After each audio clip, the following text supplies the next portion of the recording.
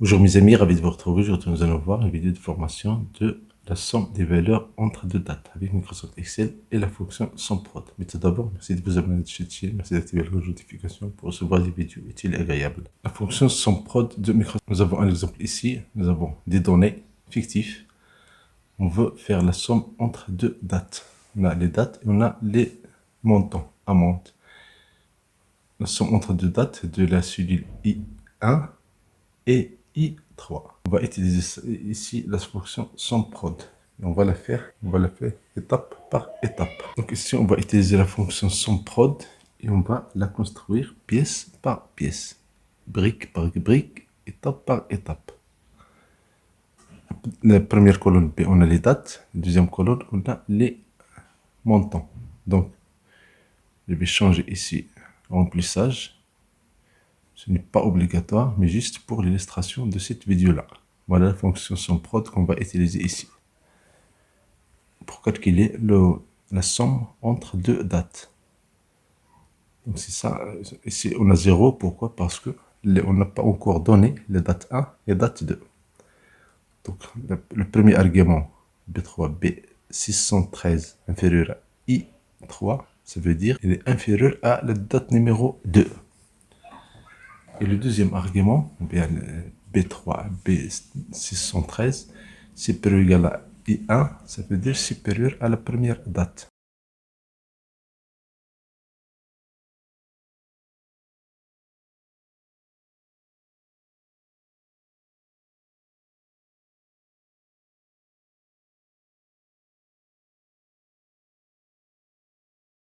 Si je donne par exemple la première date 2/5/2015, je donne la deuxième date, juste un exemple 6 juin 2016, vous voyez immédiatement la somme est calculée. Donc c'est rapide et c'est immédiat. On va changer ici le format de cellule pour changer, pour mettre monétaire. Et voilà, ici j'ai le montant c'est le total des montants entre les deux dates, D1 et D2. C'est immédiat et ça se calcule automatiquement.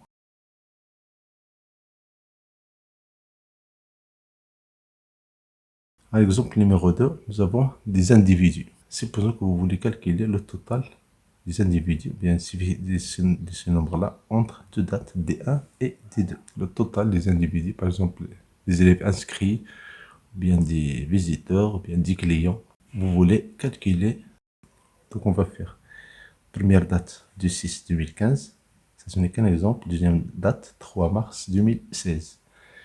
Je veux calculer la somme entre ces deux dates-là. Donc je vais faire somme prod et j'ouvre la parenthèse.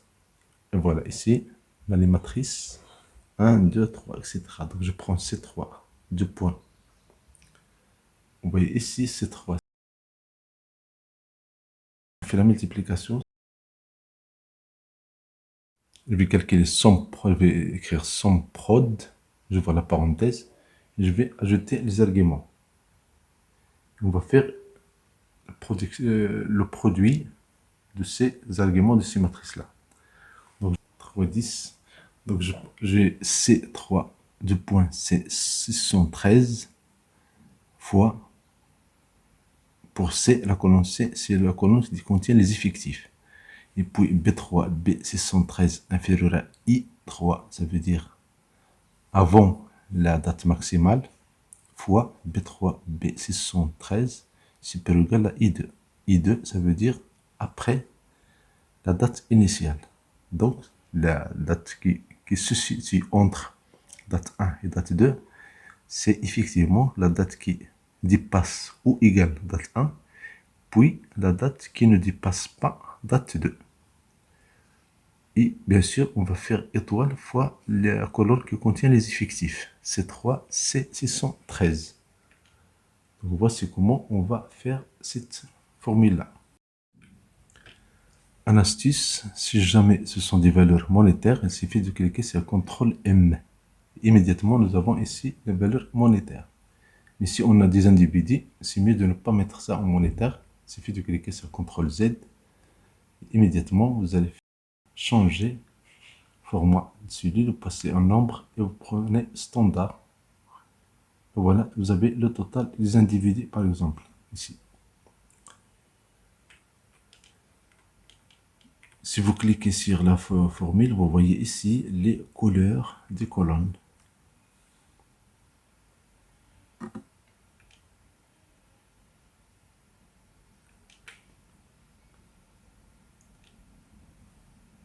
Nous allons utiliser les noms. C'est très intéressant ici parce que ça va pas, nous n'aurons pas besoin d'écrire les zones. On va juste utiliser les noms. Donc vous cliquez sur bien formule et vous passez à groupe non défini. Et dans le groupe non défini, vous cliquez sur depuis sélection. Vous voyez ici, vous avez ligne de haut et vous allez cocher ligne de haut et vous allez décocher les autres cases. Et vous validez par OK. Et maintenant, vous avez ici,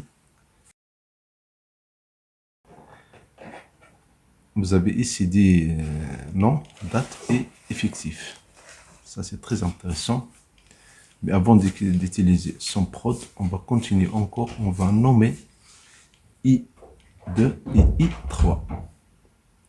Avec date 1, date 2.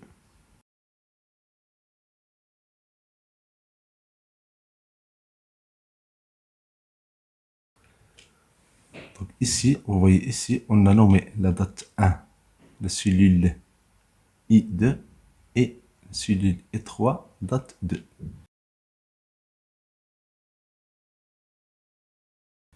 Si on utilise cette formule-là, sans prod, vous allez voir ici le résultat immédiat et c'est rapide.